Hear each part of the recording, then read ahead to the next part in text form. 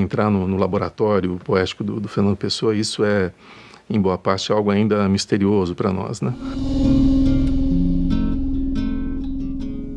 Fernando Pessoa foi muito mais do que um grande escritor, um grande poeta, um poeta genial. Ele foi, na verdade, mais propriamente um criador de poetas, um criador de escritores, e vários desses poetas e escritores são geniais. Eu estou me referindo, naturalmente, aos autores fictícios que ele criou e aos quais ele deu uma pequena biografia, um perfil, uma maneira de sentir, de pensar e principalmente uma maneira de escrever, né? E são esses autores que ele chama de heterônimos, não é? Os mais conhecidos são três: o Alberto Caeiro, o Álvaro de Campos e o Ricardo Reis, e são justissimamente os mais conhecidos, são aqueles nos quais a gente tem talvez o melhor da produção poética heteronímica do Pessoa. É interessante notar que os heterônimos são bastante diferentes daquele poeta que nós conhecemos, né, ou imaginamos conhecer com o nome de Fernando Pessoa, ele mesmo. O primeiro deles, o Alberto Caeiro, que o Fernando Pessoa considerava o mestre de todos os outros heterônimos, é um poeta simples, entre aspas, que procura viver uma vida simples na natureza, numa propriedade, enfim, próxima a Lisboa. Em oposição, nós temos um outro poeta, esse sim, que não tem nada de simples, é bastante sofisticado, que é o Ricardo Reis, e que escreve odes, enfim, inspiradas em modelos de autores antigos, sobretudo o Horácio, o grande poeta latino. E, por fim, nós temos um outro poeta, que é o Álvaro de Campos, que, em oposição ao Ricardo Reis, é o poeta da modernidade. Ele é um engenheiro, ele é um poeta que se declara futurista num determinado momento e que celebra a civilização moderna, a civilização da máquina. Para, num segundo momento, aí sim, fazer ele mesmo, Álvaro de Campos, uma crítica desse mesmo universo que ele celebrou. Me parece que é muito importante dizer, logo em seguida, imediatamente, que o poeta que nós conhecemos com o nome do próprio Fernando Pessoa é ele também mais um dos poetas criados pelo Fernando Pessoa. Isso pode parecer estranho, paradoxal, mas é um fato. E é um fato assinalado, um fato notado por alguns dos melhores críticos do Fernando Pessoa, que perceberam isso desde cedo, né? Ou seja, a obra do Fernando Pessoa é um jogo ficcional complexo, profundo, que envolve tanto o poeta ortônimo, quanto os chamados poetas heterônimos. Seria um pouco ingênuo da nossa parte, ou bastante ingênuo, supor que existe de um lado a ficção, a criação, a falsidade dos heterônimos, e de outro lado o discurso verdadeiro, o discurso legítimo, o discurso confessional, por assim dizer, do poeta ortônimo. Isso torna as coisas um pouco mais difíceis, mas ao mesmo tempo muito mais interessantes. Porque o único sentido oculto das coisas é elas não terem sentido oculto nenhum. Que as coisas sejam realmente o que parecem ser, e que não haja nada que compreender.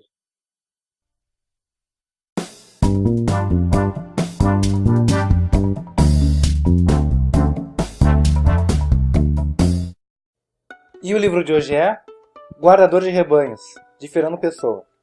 Aqui, Pessoa escreve com seu heterônimo, Alberto Caeiro, tido como o mestre entre seus heterônimos. Heterônimo é uma personalidade criada, não simplesmente um personagem literário, mas alguém que tem uma biografia, ideologias, ou seja, uma vida à parte.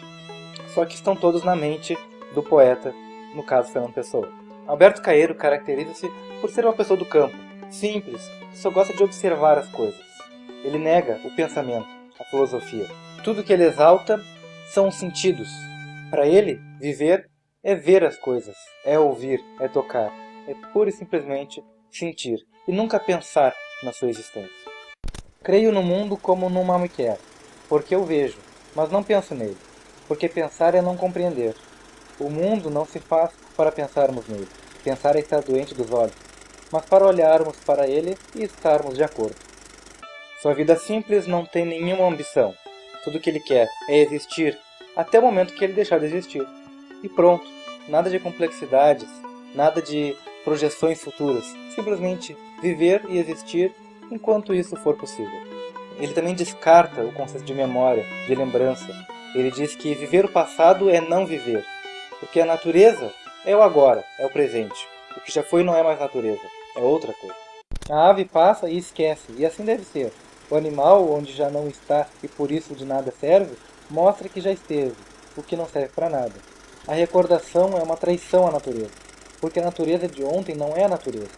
O que foi não é nada, e lembrar é não ver. Passa, ave, passa, e ensina-me a passar. Para ele, pensar é estar doente, doente da alma. Porque pensar é justamente não entender as coisas. Você só entende uma flor vendo a flor. Não precisa entender o que ela é. A flor não sabe o que ela é. E mesmo assim ela existe. O núcleo dos seus temas é a relação do homem com a natureza. E isso também é mostrado no próprio estilo dele de escrever. Não tem métrica, não tem rima. Justamente porque não existem duas árvores iguais. Não existem dois homens iguais. A natureza é uma só e tão diferente em cada um de seus detalhes. Não me importo com as rimas, raras vezes. Há duas árvores iguais, uma do lado da outra. Penso e escrevo como flores têm cor, mas com menos perfeição no meu modo de exprimir-me, porque me falta a simplicidade divina de ser todo só meu exterior. Mas quando ele nega o sentido de pensamento, não é o pensamento de um modo geral, e sim pensamento racional. Não quer dizer que quando ele está observando uma flor, ele não esteja pensando. Simplesmente ele não está tentando entender, ele não está tentando racionalizar o que é aquela flor. Aliás, flor é só um nome racional que os humanos dão para aquilo que está na natureza. Para ele, pensar altera, atrapalha a ordem natural das coisas. A natureza não pensa em si mesma, a natureza simplesmente é. E assim o homem também deve ser. Caso contrário, estará negando a própria natureza. Como um ruído de chocalhos, para além da curva da estrada, os meus pensamentos são contentes. Só tenho pena de saber que eles são contentes. Porque, se não soubesse, em vez de serem contentes e tristes, seriam alegres e contentes. Pensar incomoda como andar à chuva, quando o vento cresce e parece que chove mais. Não há simbolismos ou metáforas na linguagem de Alberto Caeiro. Quando ele fala de um rio, ele não está falando sobre a vida, o tempo que passa, as gerações. Ele está falando sobre um rio. E ponto final. Só acredita naquilo que vê. Ele não reflete ou imagina aquilo que talvez possa existir. Ele fala também que se Deus existe, Deus é a natureza. E não é para ser entendido, não é para ser pensado, não é para ser comunicado. É simplesmente para ser observado, apreciado e bom. Não acredito em Deus porque nunca o vi. Se ele quisesse que eu acreditasse nele, sem dúvida que viria falar comigo. E estaria pela minha porta dentro, dizendo-me, estou aqui. Mas se Deus é as árvores e as flores, e os montes e o luar e o sol, por que lhe chamo de Deus? Chamo-lhe flores e árvores e montes e sol e luar. Porque se ele se fez para eu ver sol e luar e flores e árvores e montes, se ele me aparece como sendo árvores e montes e luar e sol e flores, é que ele quer que eu o conheça como árvores e montes e flores e luar e sol. E ele escreve dessa maneira tão direta, tão prosaica, justamente porque o poema para ele não deve ser uma coisa planejada, pensada e racionalizada. É simplesmente a tradução daquilo que ele está sentindo para a linguagem dos homens. Bom, para nos ajudar a compreender a obra de Fernando Pessoa, nós convidamos a professora de Literatura Portuguesa da Faculdade de Filosofia, Letras e Ciências Humanas da USP, Paula Poma, que é especialista nesse autor e fez muitas pesquisas sobre ele, não é, Paula? Obrigado por ter vindo aqui falar para a gente como é que é. Quem é Fernando Pessoa? Acho que a gente podia começar por aí, que é uma pessoa... Pessoa é uma pessoa difícil de compreender. Tanto quanto complicada. Complicada, né? Que época que ele trabalhou, que época que ele nasceu, como é que era a literatura naquele momento? Ele nasceu em 1888 e faleceu em 1935 com 47 anos de idade. Jovem, né? Muito jovem. E ele passa, na verdade, a constituição da vida, especialmente a infância do Pessoa, é uma infância muito marcada pelas faltas, né? Ele perde o pai muito cedo, aos 5 anos de idade, perde o irmão menor aos 6 anos, e quando ele está com 7 para 8 anos, a mãe se casa novamente um cônsul e se muda para a África do Sul. Aos 7 anos? Aos 7 anos. Então, e nessa época, até a mãe coloca em questão a ida do Pessoa para a África do Sul junto com ela, porque ela está constituindo uma outra família e ele fica numa situação um pouco, assim, posto de lado. E ele acaba indo, ele escreve até uma quadrinha para a mãe, não sei se você conhece, aos 7 anos de idade, uma quadrinha que ele nomeia A Minha Querida Mamã. E diz assim: ó terras de Portugal, ó terras onde eu nasci, por mais que goste delas, ainda gosto mais de ti. Alguma coisa nesse gênero. Então acho que a mãe fica convencida pelo talento do filho e acaba levando, né? Ele vai junto com a mãe para a África do Sul, para Durban, e toda a formação do Pessoa se dá em língua inglesa. Então, lá não se fala português. Não se fala português, então toda a formação é inglesa e ele é um aluno muito premiado durante toda essa formação. E dentre as premiações, ele vai receber um prêmio que se chama Prêmio Rainha Vitória, que ele fez o melhor ensaio, como se funcionasse ali como um ensino médio, digamos assim, né? Ele ganha esse prêmio, o prêmio é um determinado... É estipulado um valor em dinheiro, mas esse valor ele tem que retirar em livros. E ele é um grande leitor dos românticos ingleses. Então, toda a formação dele se dá na língua inglesa, ele tem essa vontade de conhecer, de aprofundar os seus estudos em língua inglesa e acaba sendo um partidário, um defensor do pensamento shakespeariano. Então, a grande referência para o Pessoa é o Shakespeare e tem anteriormente a ela o Homero. Então, são duas grandes referências que permeiam toda a obra e toda a leitura do Pessoa.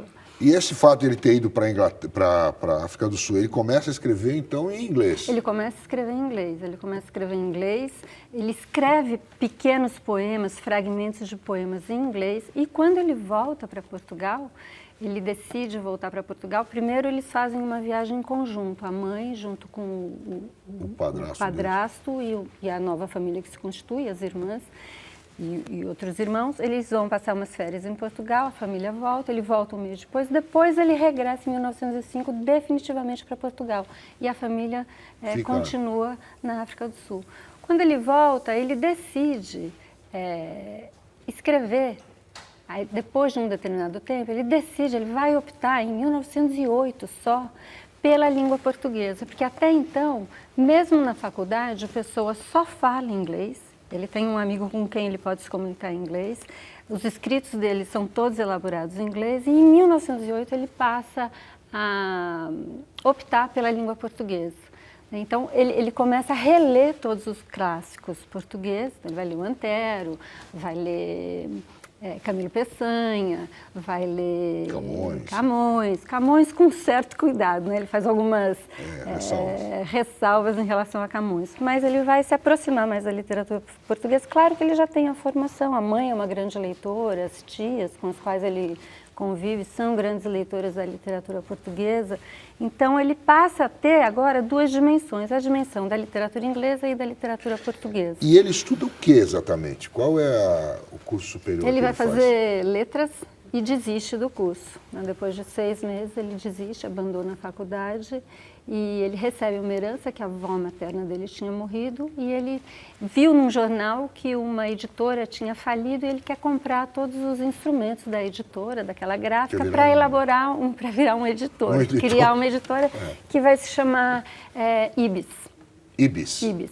Quando ele cria a editora, obviamente não vai funcionar, ele não consegue produzir nada, fecha a editora e aí ele começa a trabalhar como correspondente comercial, que são pequenos escritórios em que ele faz a tradução das cartas comerciais, né, dos textos que vinham em inglês ou em francês, ele fazia a tradução, porque ele sabia tanto, quer dizer, inglês era quase como se fosse a primeira língua do Pessoa, né? Mais que até que português. E francês também era uma outra língua que ele dominava. Foi um ótimo aluno também de latim e de grego. Então, ele tem assim um domínio das línguas. Então, ele passa a trabalhar. Esse é o sustento que ele tem, né? Então, ele trabalha nessas pequenas firmas, faz um horário que é um horário livre, ele elabora o horário que ele quer e passa a escrever e surge como crítico literário.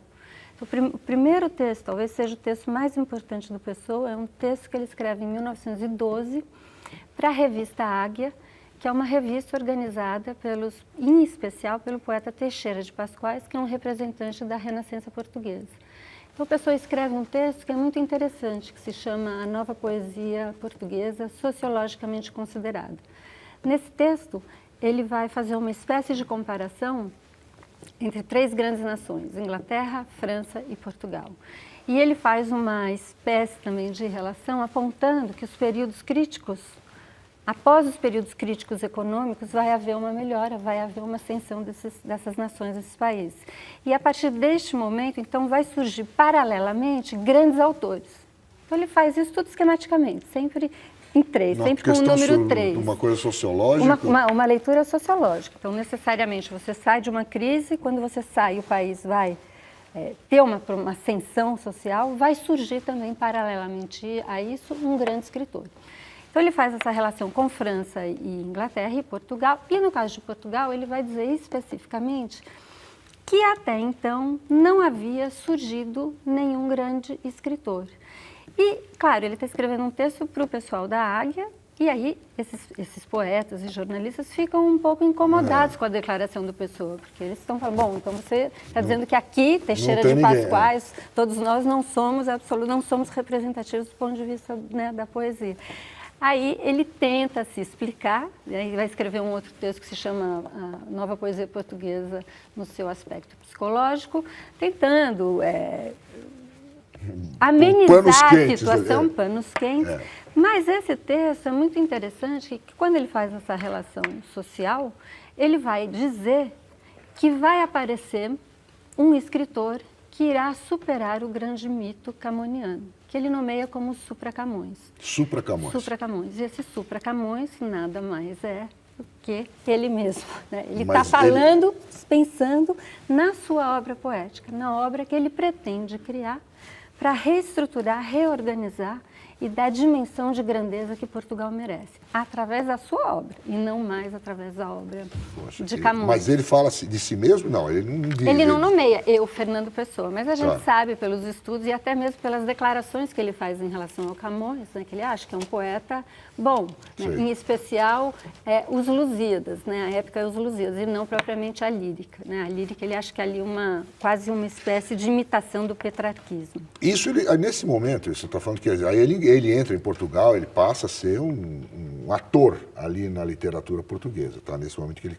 passa a escrever nessa revista. Ele já tinha escrito poemas em inglês, já tinha publicado coisas em inglês? Não tinha publicado. Ele publica quer dizer, aí ele vai começar a ter publicações muito esparsas, pequenos poemas que aparecem em uma revista aqui e ali, né? Porque essa época em Portugal tem uma produção muito grande de revistas. Mas ele, em 1918, publica em plaquetes o poema Antinous, que é um poema que revela uma relação homossexual, né, do imperador Adriano e Antinous, seu escravo, e publica os 35 sonetos ingleses. Então, mas são plaquetes, são pequenas ediçõezinhas em inglês. Os Antinous dois textos, também em inglês. Depois, só em 1914, que vai haver um movimento da criação heteronímica no Pessoa, e em 1915 a revista Orfeu, que é a revista símbolo do modernismo português. Nessa revista, ele junto com Mário Sá Carneiro, são os escritores responsáveis, ali o Pessoa começa realmente a publicar os seus poemas, sempre poemas mais longos, poemas dos heterônimos, variados, mas a grande publicação mesmo, a obra, realmente se dá em 34. Acho que você tem que explicar para a gente essa questão dos heterônimos. Isso aí é importante nele, acho que dos autores de língua portuguesa, não sei se em outras línguas tem também. Não existe. Com essa definição e com essa radicalidade, não existe. É um pouco complicado explicar a questão da heteronímia, mas eu vou tentar. Tá. O Pessoa... ele mesmo diz que ele sempre teve uma tendência, quer dizer, você pode ler a heteronímia de várias maneiras. Uma das explicações é que, desde a infância, ele tinha um certo vício de criar personagens imaginários. Então, aos 5 anos de idade, ele cria um sujeito chamado Chevalier de Pá, para quem ele escreve cartas, com quem ele conversa. Então, ele diz que ele tinha uma certa tendência à mistificação. Mas essa mistificação vai se desdobrar na questão heteronímica, não do ponto de vista da mistificação, mas sim através de um pensamento literário, porque ele escreve uma carta em 1935 para o Adolfo Casais Monteiro, que é um poeta da revista Presença. Ele escreve uma carta para ele explicando o que é heteronímia.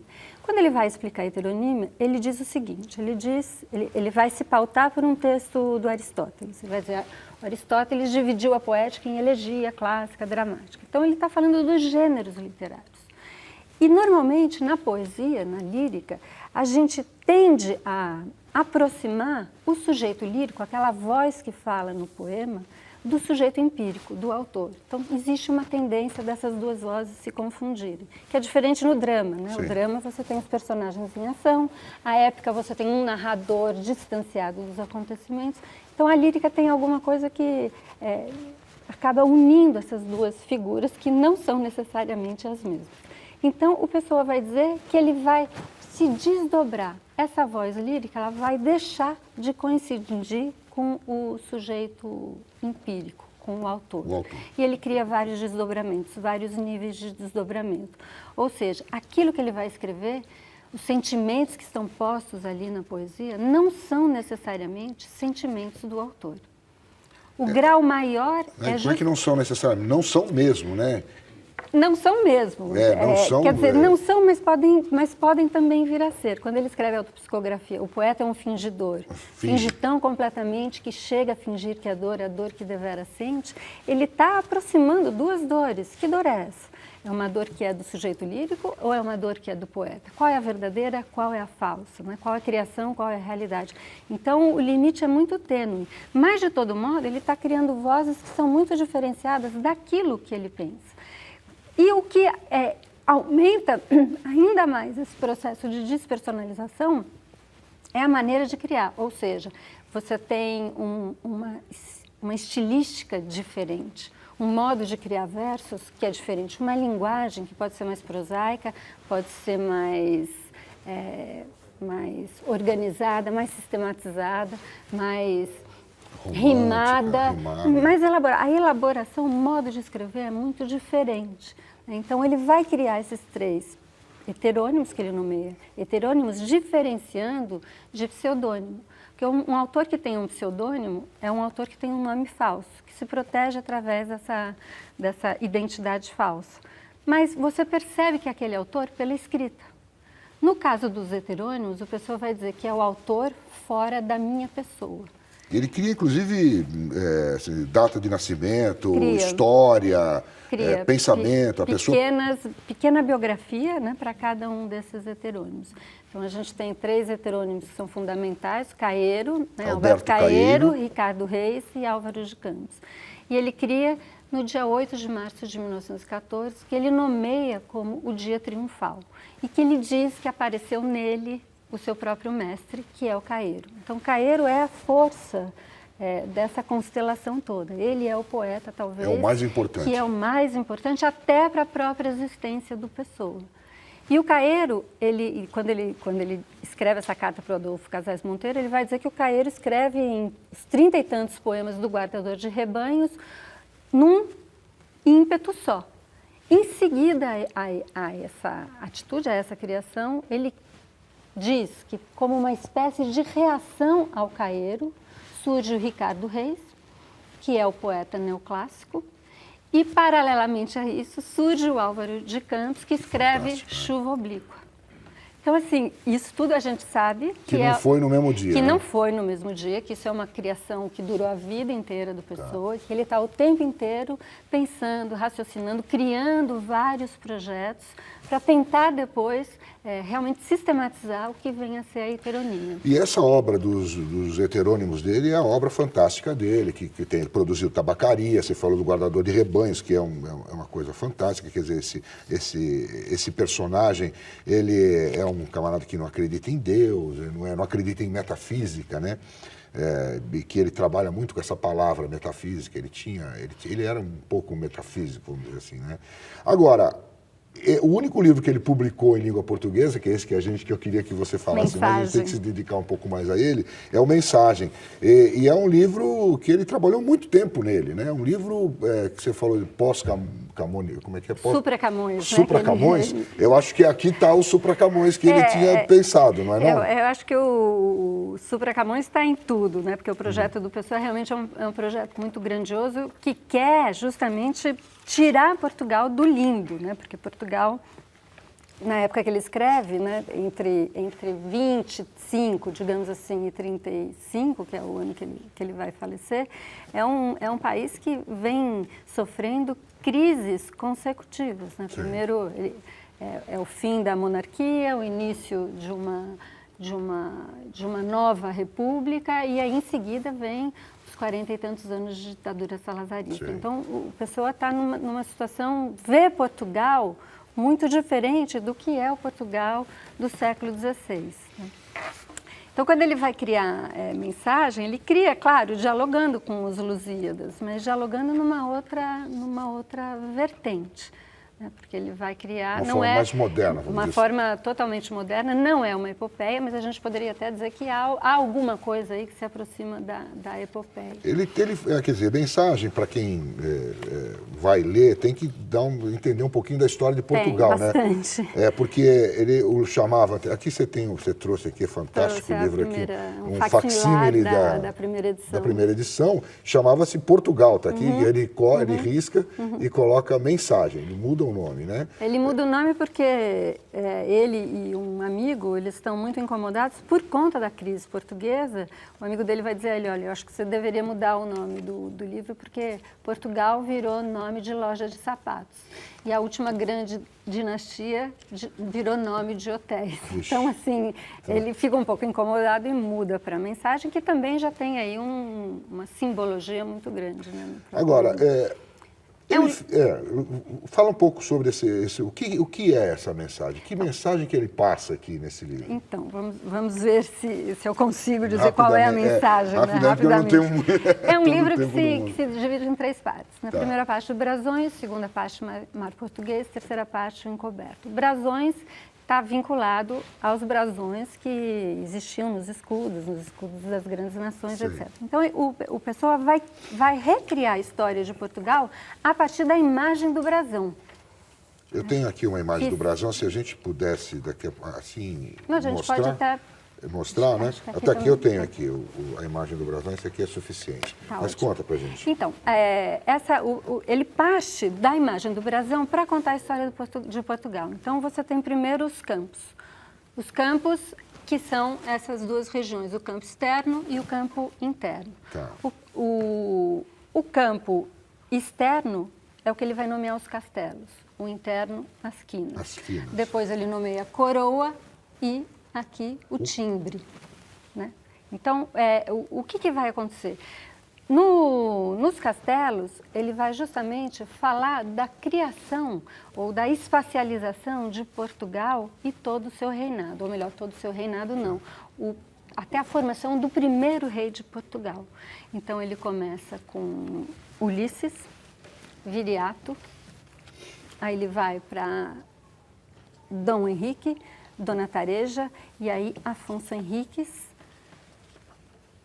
Em seguida vem o Dom Diniz e Dom João I. Dom João I, exatamente. Então, nessa criação, é muito importante pensar na figura... E Dona Filipa, para encerrar, né? Isso, exatamente, que é o casal que vai gerar a ínclita geração. Mas essa primeira parte, é importante salientar aí que tem 2 reis, por exemplo, o rei Dom Afonso Henriques, que é o rei que vai justamente vencer a luta contra os mouros, mas a partir de uma visão que ele está de vigília à noite, por conta dessa luta que ele vai travar com os mouros, e no dia seguinte, de manhã, bem cedinho, aparece uma imagem iluminada, não se sabe, né? Uns dizem que é um sonho, outros dizem que é uma visão de Cristo no céu. E aí, aquilo funciona como um sinal de que ele vai ganhar a guerra. E ele ganha, ele acaba vencendo os 5 reis mouros, que são as 5 quinas. Essas 5 quinas internas aqui. Internas. Que as quinas são as chagas de Cristo, que são as chagas de Cristo, são os 5 reis mouros vencidos.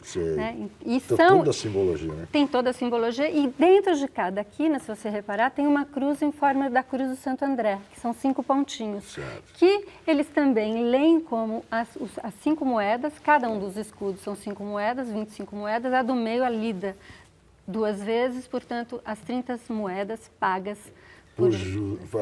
Para Judas, exatamente. Jesus. Que coisa, né? E aí, em seguida, tem o rei. Estou chamando a atenção de alguns reis que são bem importantes. Dom Afonso Henriques, Dom Diniz, porque ele é o trovador e o lavrador. Né? Dom Diniz é um rei importante porque ele cria uma espécie de reforma agrária para a época em Portugal, e ele é o grande trovador das cantigas de amor e cantigas de amigo.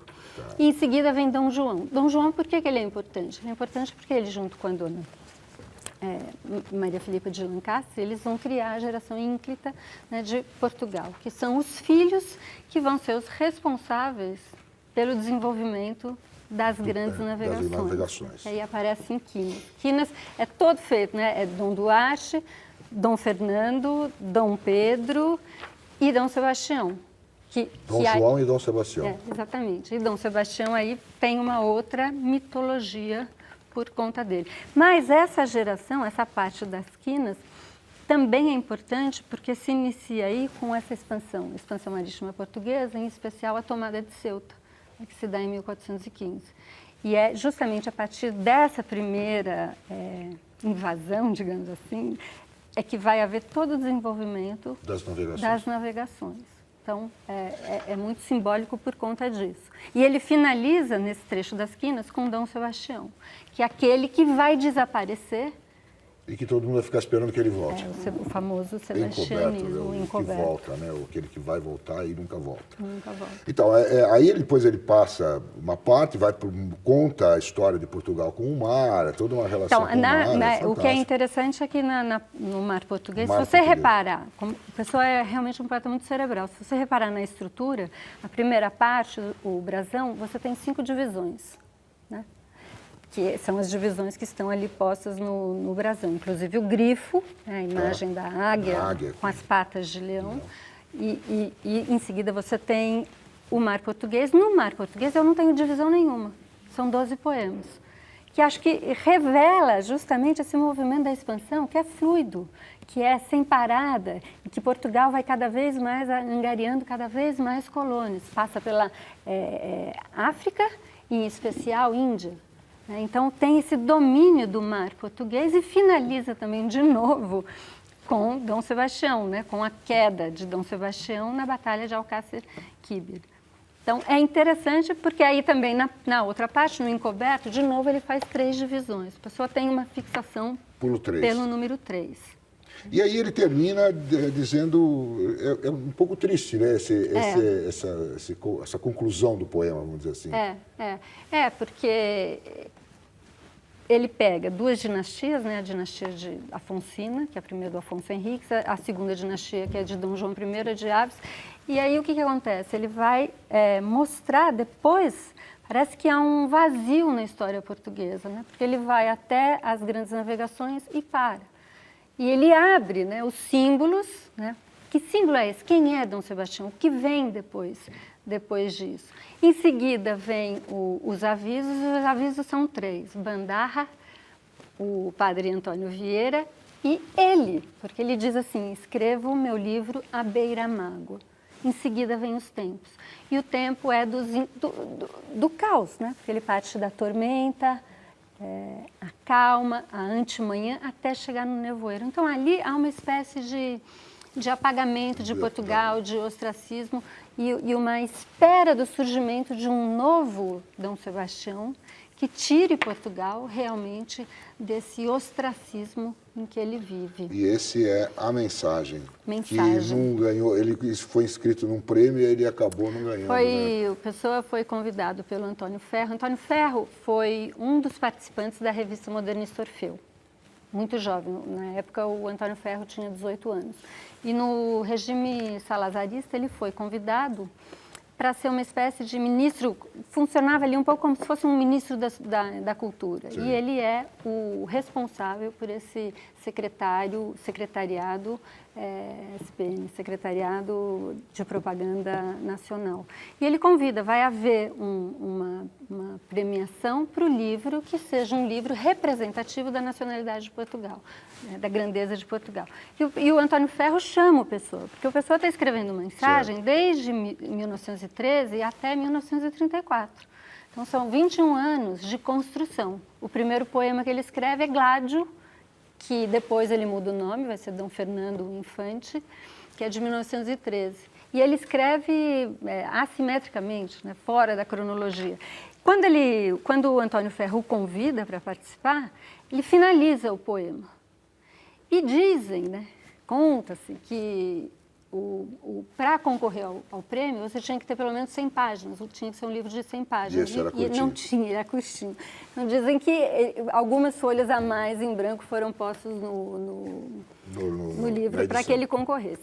E ele ganha o segundo lugar. Não havia prêmio do segundo lugar.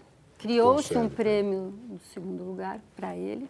E aí ele acaba recebendo esse prêmio, quase um prêmio de consolação. E é interessante também porque dentre os jurados tinha um poeta chamado Mário Beirão, que também foi companheiro do Teixeira de Pascoais, na época da Renascença Portuguesa, e que diz, né, ele é um dos personagens principais que vai negar o primeiro prêmio para a Pessoa, porque ele diz que aquele livro ele não diz, na realidade, do que é Portugal. Ele não fala sobre a grandeza de Portugal, ele não fala sobre o nacionalismo de Portugal, então ele fica com o prêmio de...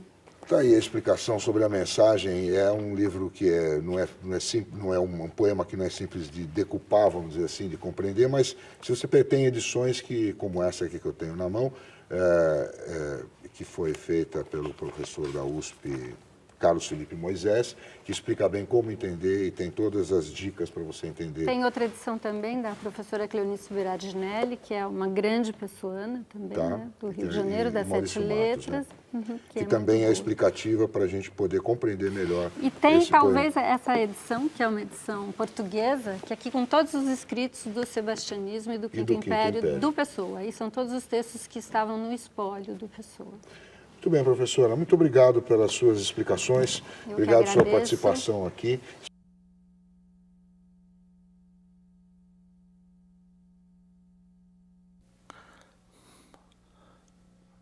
Não sou nada. Nunca serei nada. Não posso querer ser nada. A parte disso, tem em mim todos os sonhos do mundo. Janelas do meu quarto de um dos milhões do mundo que ninguém sabe quem é. E se soubesse quem é, o que saberiam? Dais para o mistério de uma rua cruzada constantemente por gente, para uma rua inacessível a todos os pensamentos, real, impossivelmente real, certa, desconhecidamente certa, com o mistério das coisas por baixo das pedras e dos seres, com a morte, a pôr umidade nas paredes e cabelos brancos nos homens, com o destino a conduzir a carroça de tudo pela estrada do nada. Estou hoje vencido, como se soubesse a verdade. Estou hoje lúcido, como se estivesse para morrer, e não tivesse mais irmandade com as coisas, senão uma despedida, tornando-se esta casa e este lado da rua a fileira de carruagem de um comboio, e uma partida pitada de dentro da minha cabeça, e uma sacudidela dos meus nervos, e um ranger de ossos na ida. Estou hoje perplexo, como quem pensou, e achou, e esqueceu. Estou hoje dividido entre a lealdade que devo à tabacaria do outro lado da rua, como coisa real por fora, a sensação de que tudo é sonho, como coisa real por dentro. Falhei em tudo. Como não fiz propósito nenhum, talvez tudo fosse nada. A aprendizagem que me deram, eu desci dela pela janela das traseiras da casa, eu fui até o campo com grandes propósitos, mas lá encontrei só ervas e árvores. E quando havia gente, era igual a outra. Saio da janela, sento-me numa cadeira. em que hei de pensar? Que sei eu do que serei, eu que não sei o que sou? Ser o que eu penso? Mas eu penso ser tanta coisa, e há tantos que pensam ser a mesma coisa, que não pode haver tantos. Gênio? Neste momento, 100.000 cérebros se concebem em sonhos gênios como eu, e a história não marcará, quem sabe, nenhum, nem haverá senão estrume de tantas conquistas futuras. Não, não creio em mim. Não creio em mim. Em todos os manicômios há doidos malucos com tantas certezas, e eu, que não tenho nenhuma certeza, sou mais certo ou menos certo? Não, nem em mim. Enquanto as mansardas e não mansardas do mundo não estão nesta hora gênios para si mesmos, sonhando, quantas aspirações altas e nobres e lúcidas, sim, verdadeiramente altas e nobres e lúcidas, e quem sabe se realizáveis, nunca verão a luz do sol real, nem acharão ouvidos de gente. O mundo é para quem nasce para o conquistar, e não para quem sonha que pode conquistá-lo, ainda que tenha razão. Tenho sonhado mais que o que Napoleão fez. Tenho apertado ao peito hipotético mais humanidades que Cristo. Tenho feito filosofias em segredo que nenhum Kant escreveu, mas sou e serei sempre o da mansarda, ainda que não more nela. Serei sempre o que não nasceu para isso. Serei sempre só o que tinha qualidades. Eu serei sempre o que esperou que lhe abrissem a porta ao pé de uma parede sem porta e cantou a cantiga do infinito numa capoeira e ouviu a voz de Deus num poço tapado. Crer em mim? Não, nem em nada. Derrame-me a natureza sobre a cabeça ardente, o seu sol, a sua chuva, o vento que me acha o cabelo. E o resto que venha se vier, ou tiver que vir, ou não venha. Escravos cardíacos das estrelas, nós conquistamos todo o mundo antes de nos levantar da cama. Mas acordamos, e ele é opaco. Levantamo-nos, ele é alheio. Saímos de casa, ele é a Terra inteira, mas o sistema solar, a Via Láctea e o indefinido. Come chocolates, pequena. Come chocolates. Olha, que não há mais metafísica no mundo senão chocolates. Olha, que as religiões todas não ensinam mais que a confeitaria. Come, pequena suja, come. Pudesse eu comer chocolates com a mesma verdade com que comes, mas eu penso, e ao tirar o papel de prata, que é de folha de estanho, eu deito tudo para o chão, como tenho deitado a minha vida. Mas ao menos fica da amargura do que nunca serei a caligrafia rápida destes versos, pórtico partido para o impossível. Mas ao menos eu consagro a mim mesmo um desprezo, sem lágrimas. Nobre ao menos no gesto largo com que atiro a roupa suja que sou, sem rol, pro decurso das coisas, e fico em casa, sem camisa. Tu que consolas, que não existes e por isso consolas, ou deusa grega concebida como estátua que fosse viva, ou patrícia romana impossivelmente nobre, nefasta, ou cocote célebre do tempo de nossos pais, tudo isso, seja o que for que sejas, se podes inspirar, que inspire. Meu coração é um balde despejado. Como os que invocam espíritos, invoco a mim mesmo e não encontro nada. Eu chego à janela e vejo a rua com uma nitidez absoluta. Eu vejo as lojas, vejo os passeios, vejo os carros que passam, vejo os entes vivos vestidos que se cruzam, vejo os cães que também existem. E tudo isso me pesa como uma condenação ao degredo. E tudo isso é estrangeiro, como tudo. Vivi, estudei, amei e até acreditei. E hoje não há mendigo que eu não inveje só por não ser eu. Eu olho a cada um os andrajos, as chagas, a mentira e penso, talvez nunca vivesses, nem estudasses, nem amasses, nem acreditasses, porque é possível fazer a realidade de tudo isto sem fazer nada disso. Talvez tenhas existido apenas como um lagarto a quem corta o rabo, e que é rabo para quem do lagarto remexidamente. Fiz de mim o que eu não soube. E o que eu podia fazer de mim, não fiz. A roupa que eu vesti era errada. Conheceram-me logo por quem eu não era, e não desmenti, e perdi-me. Quando quis tirar a máscara, estava pegada a cara. Quando atirei e me vi ao espelho, já tinha envelhecido. Estava bêbado. Já não sabia vestir a roupa que eu não tinha tirado. Deitei fora a máscara e dormi no vestiário como um cão, tolerado pela gerência por ser inofensivo. E vou escrever essa história para provar que eu sou sublime. Essência musical dos meus versos inúteis. Quem me dera encontrar-me como coisa que eu fizesse e não ficasse sempre defronte da tabacaria de defronte, calcando aos pés a consciência de estar existindo como um tapete em que um bêbado tropeça ou um capacho que os ciganos roubaram e não valia nada. Mas o dono da tabacaria chegou à porta, ficou à porta. Eu olho com o desconforto da cabeça mal voltada e com o desconforto da alma mal entendendo. Ele morrerá, eu morrerei. Ele deixará tabuleta, eu deixarei versos. A certa altura, morrerá a tabuleta também, e os versos também. Depois de certa altura, morrerá a rua onde esteve a tabuleta e a língua em que foram escritos os versos. Morrerá depois o planeta gigante em que tudo isso se deu. Em outros satélites de outros sistemas, qualquer coisa como gente continuará fazendo coisas como versos e vivendo por baixo de coisas como tabuletas. Sempre uma coisa defronte da outra. Sempre uma coisa tão inútil como a outra. Sempre o impossível tão estúpido como o real.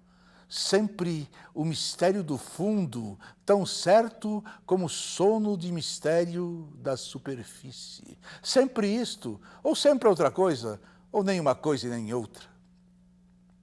Mas um homem entrou na tabacaria para comprar tabaco e a realidade plausível cai de repente em cima de mim. Semergo-me enérgico, convencido, humano, e vou tensionar escrever esses versos em que digo o contrário. Acendo um cigarro ao pensar em escrevê-los e saboreio no cigarro a libertação de todos os pensamentos. Eu sigo o fumo como uma rota própria e gozo, no momento sensitivo e competente, a libertação de todas as especulações e a consciência de que a metafísica é uma consequência de se estar mal disposto. Depois, eu deito-me para trás na cadeira e continuo fumando. Enquanto o destino me conceder, eu continuarei fumando. Se eu casasse com a filha da minha lavadeira, talvez fosse feliz. Visto isto, eu levanto-me da cadeira, vou até a janela. O homem saiu da tabacaria, metendo o troco na algibeira das calças. Conheço. É o Esteves, sem metafísica. O dono da tabacaria chegou à porta. Como por um instinto divino, o Esteves voltou-se e viu-me. Acenou-me, adeus. Gritei-lhe, adeus, ó Esteves! E o universo reconstruiu-se-me, sem ideal nem esperança. E o dono da tabacaria sorriu. Porque o único sentido oculto das coisas é elas não terem sentido oculto nenhum. Que as coisas sejam realmente o que parecem ser, e que não haja nada que compreender.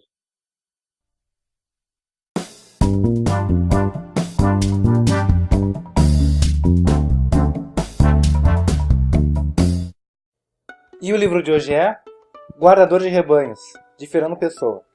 Aqui, Pessoa escreve com seu heterônimo, Alberto Caeiro, tido como o mestre entre seus heterônimos. Heterônimo é uma personalidade criada, não simplesmente um personagem literário, mas alguém que tem uma biografia, ideologias, ou seja, uma vida à parte.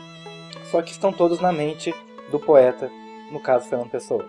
Alberto Caeiro caracteriza-se por ser uma pessoa do campo, simples, que só gosta de observar as coisas. Ele nega o pensamento, a filosofia. Tudo que ele exalta são os sentidos. Para ele, viver é ver as coisas, é ouvir, é tocar, é pura e simplesmente sentir e nunca pensar na sua existência. Creio no mundo como num mamífer, porque eu vejo, mas não penso nele, porque pensar é não compreender. O mundo não se faz para pensarmos nele, pensar é estar doente dos olhos, mas para olharmos para ele e estarmos de acordo. Sua vida simples não tem nenhuma ambição. Tudo o que ele quer é existir até o momento que ele deixar de existir. E pronto, nada de complexidades, nada de projeções futuras, simplesmente viver e existir enquanto isso for possível. Ele também descarta o conceito de memória, de lembrança. Ele diz que viver o passado é não viver, porque a natureza é o agora, é o presente. O que já foi não é mais natureza, é outra coisa. A ave passa e esquece, e assim deve ser. O animal, onde já não está e por isso de nada serve, mostra que já esteve, o que não serve para nada. A recordação é uma traição à natureza, porque a natureza de ontem não é a natureza. O que foi não é nada, e lembrar é não ver. Passa, ave, passa, e ensina-me a passar. Para ele, pensar é estar doente, doente da alma. Porque pensar é justamente não entender as coisas. Você só entende uma flor vendo a flor. Não precisa entender o que ela é. A flor não sabe o que ela é. E mesmo assim ela existe. O núcleo dos seus temas é a relação do homem com a natureza.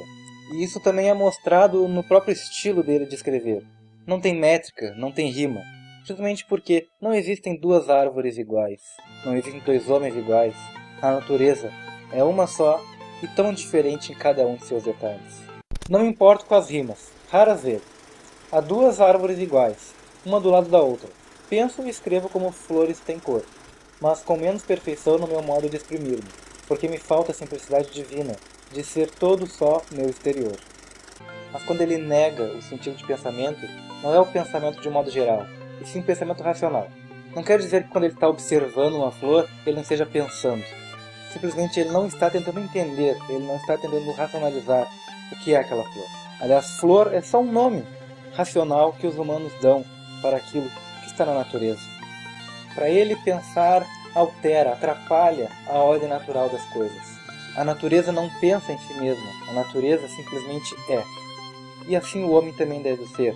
Caso contrário, estará negando a própria natureza.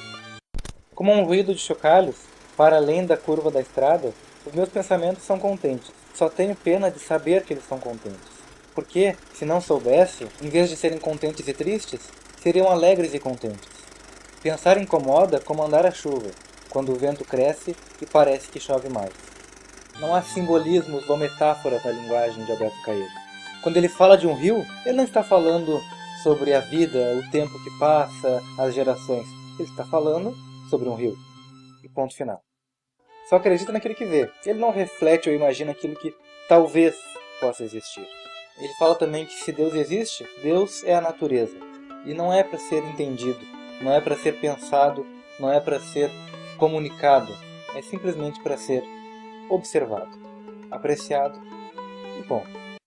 Não acredito em Deus porque nunca o vi. Se ele quisesse que eu acreditasse nele, sem dúvida que viria falar comigo. E estaria pela minha porta dentro, dizendo-me, estou aqui. Mas se Deus é as árvores e as flores, e os montes e o luar e o sol, por que lhe chamo de Deus? Chamo-lhe flores e árvores e montes e sol e luar. Porque se ele se fez para eu ver sol e luar e flores e árvores e montes, se ele me aparece como sendo árvores e montes e luar e sol e flores, é que ele quer que eu o conheça como árvores e montes e flores e luar e sol. E ele escreve dessa maneira tão direta, tão prosaica, justamente porque o poema para ele não deve ser uma coisa planejada, pensada e racionalizada. É simplesmente a tradução daquilo que ele está sentindo para a linguagem dos homens. Então esse foi o vídeo. Até a próxima semana com mais um vídeo e mais um livro.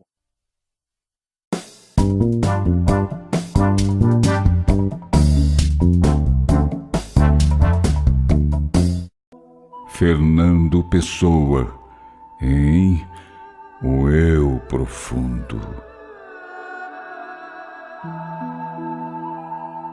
Senhor, que és o céu e a terra, que és a vida e a morte, O sol és tu, e a lua és tu, e o vento és tu.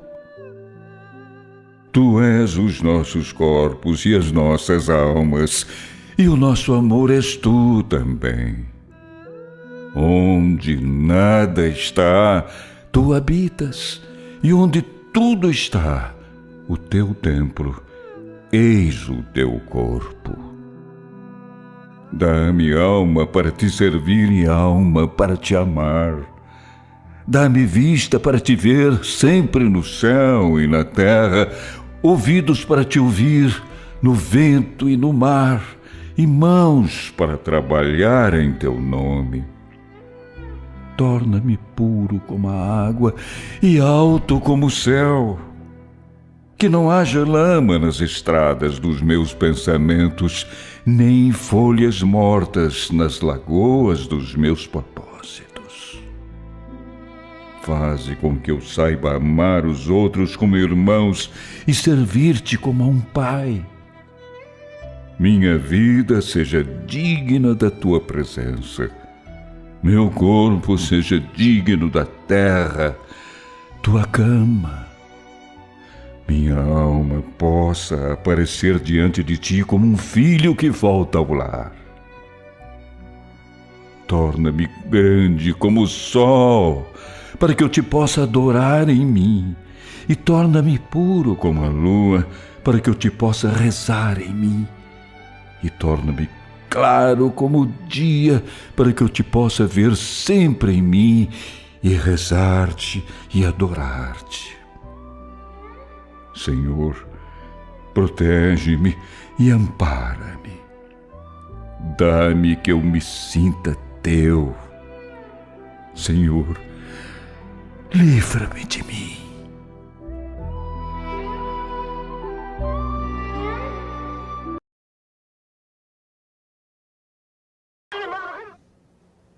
Não quero nada. Não quero nada. Já disse que não quero nada. Não me venham com conclusões. A única conclusão é morrer.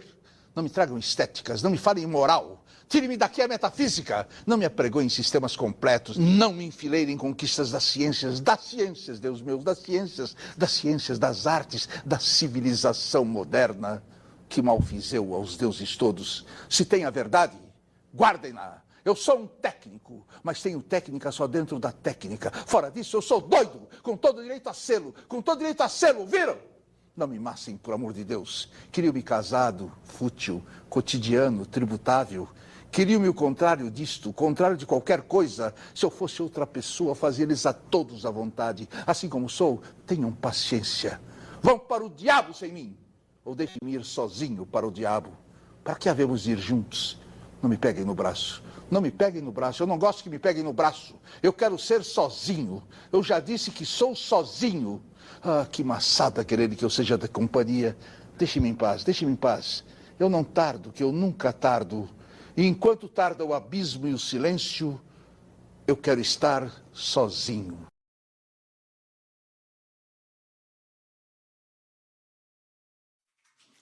Quando vier a primavera, se eu já estiver morto, as flores florirão da mesma maneira, e as árvores não serão menos verdes que na primavera passada. A realidade não precisa de mim. Sinto uma alegria enorme ao pensar que a minha morte não tem importância nenhuma. Se soubesse que amanhã morria e a primavera era depois de amanhã, morreria contente, porque ela era depois de amanhã. Se esse é o seu tempo, quando haveria ela de vir, se não no seu tempo? Gosto que tudo seja real e que tudo esteja certo. E gosto porque assim seria, mesmo se eu não gostasse. Por isso, se morrer amanhã, morro contente. Porque tudo é real e tudo está certo. Podem rezar latim sobre o meu caixão se quiserem. Se quiserem, podem dançar e cantar à roda dele. Eu não tenho preferências para quando já não puder ter preferências. O que for, quando for, é que será o que é.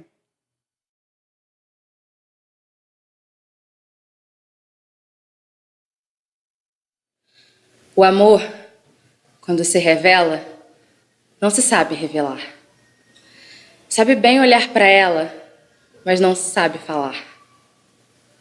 Quem quer dizer o que sente, não sabe o que dizer. Fala, parece que mente, cala, parece esquecer. Ah, mas se ela adivinhasse, se pudesse ouvir o olhar, e se um olhar lhe bastasse para saber que estão a amar. Mas quem sente muito cala.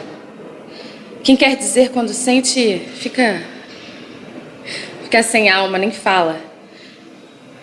Fica só inteiramente. Mas se isto puder contar-lhe, o que não lhe ouso contar, já não terei que falar-lhe, porque lhe estou a falar.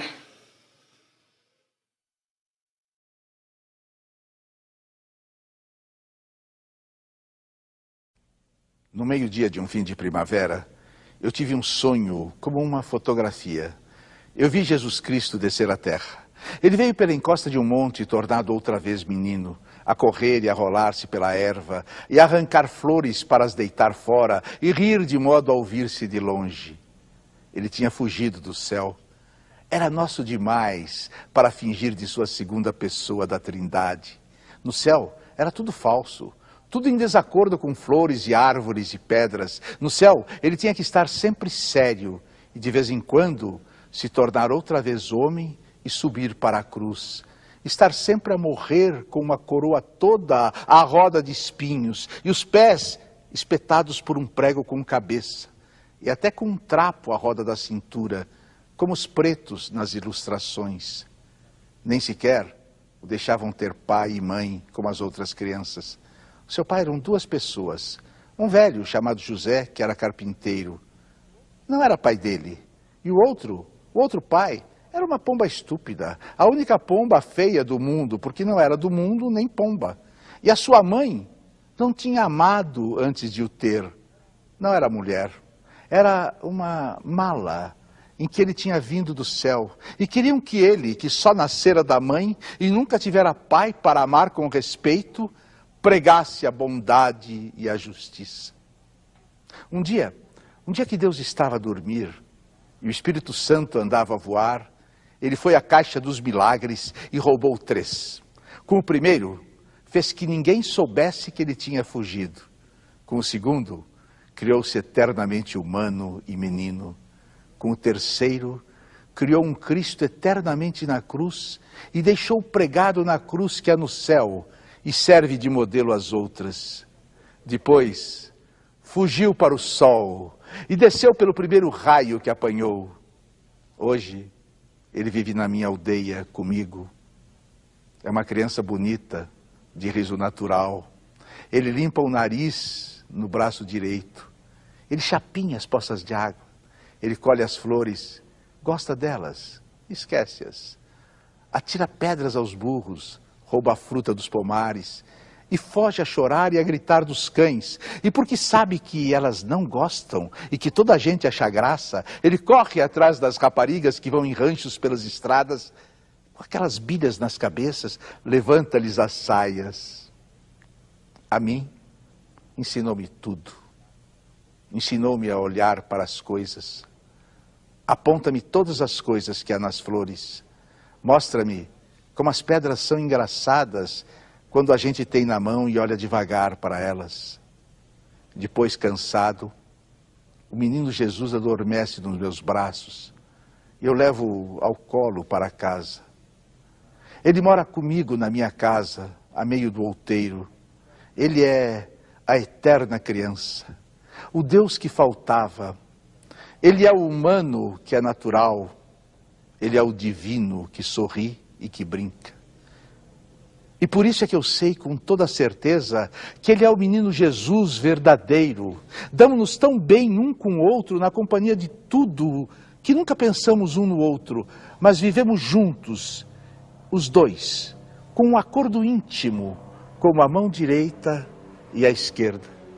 Depois eu conto-lhe histórias das coisas só dos homens, e ele sorri porque tudo é incrível.